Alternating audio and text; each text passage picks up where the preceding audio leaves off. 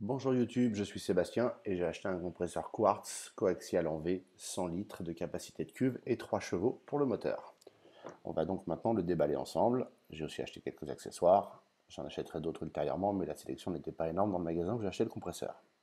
Il pèse objectivement lourd, il vaut mieux être deux pour le transporter. Heureusement, les vendeurs du magasin peuvent vous aider à le charger, mais à l'arrivée, il sera toujours aussi lourd.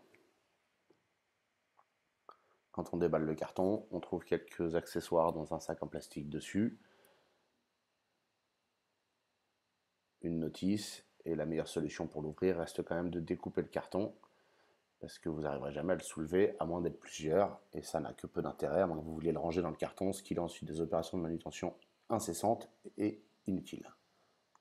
J'ai acheté ce compresseur parce que je le connais, mon frère a le même, et ça fait des années qu'il travaille dans l'atelier où on bricolait avant, sans jamais poser de problème, sans jamais rechigner, et donc j'ai décidé de prendre le même, parce que c'est aussi l'un des seuls compresseurs 3 litres 100 chevaux qu'on trouve en dessous de 300 €. Il faut faire un peu d'assemblage avant d'aller plus loin. On commence par les roues qui sont fournies avec un axe en acier qui passe à travers la roue et un écrou qui va derrière. C'est totalement inaccessible et je vous recommande de fixer l'axe dans le trou du bas et non pas celui du haut comme j'ai fait là dans la vidéo.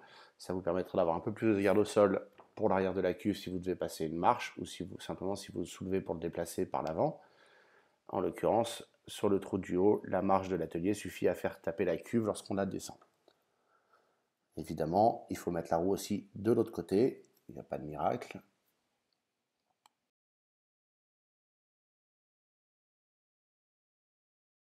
Et une fois les roues serrées, on termine par mettre le petit ergot en caoutchouc qui sert de pied à l'avant. Ça aurait été mieux de l'avoir sur 4 roues, mais c'est pas très grave.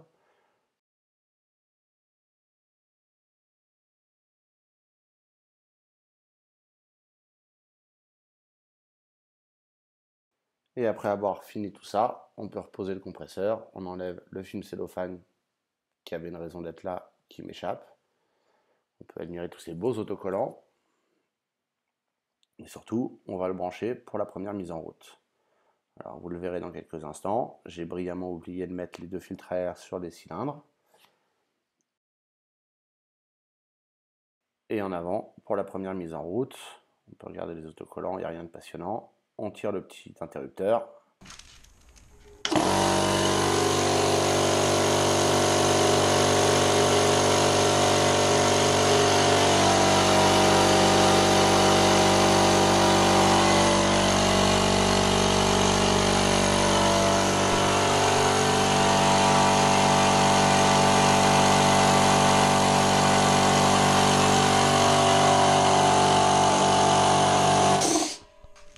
Je l'ai donc arrêté m'apercevant que j'avais oublié de mettre les deux petits filtres. Ce sont tous deux petits escargots en plastique assez basiques qui se vissent dans la culasse de chaque cylindre de compression. C'est pas forcément évident de trouver du filetage avec l'angle, mais une fois qu'on est dedans, ça se visse très bien. Faut pas trop serrer, encore une fois, c'est du plastique. On vérifie que le papillon est bien serré pour pas que ça s'en aille.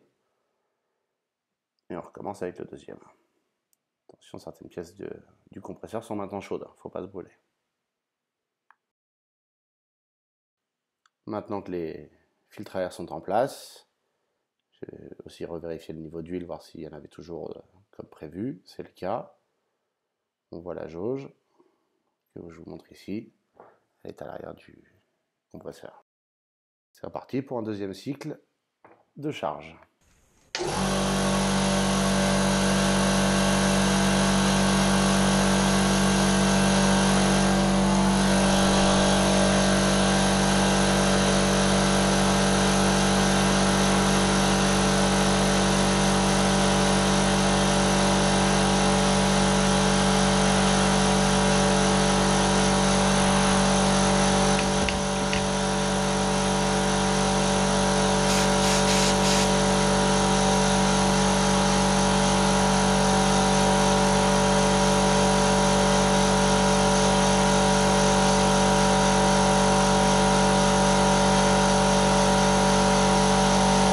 Évidemment, il n'est pas chargé complètement, mais j'ai raccourci le processus, puisque ça ne sert à rien de vous le faire écouter jusqu'au bout.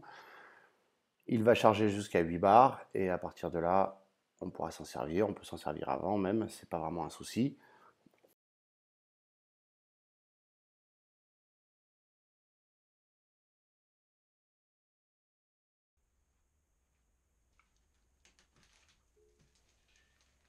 Maintenant qu'il est chargé, on va tester la pression et le fonctionnement et surtout vérifier qu'il se relance bien lorsqu'il descend en dessous de 6 bars de pression dans la cuve.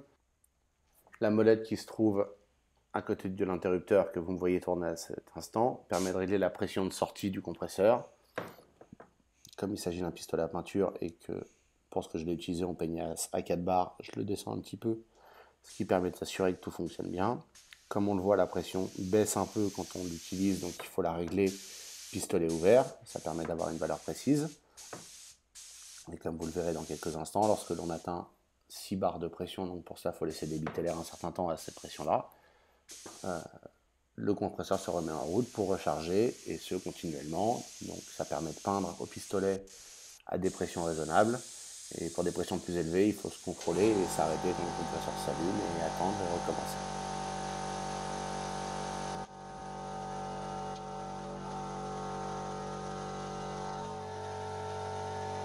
Voici pour ce chouette compresseur qui est supposé restituer 268 minutes comme vous avez pu le voir, avec plein d'autocollants dessus. Ils resteront pas, on verra bien, mais j'ai l'intention de m'en servir pour de nombreuses choses.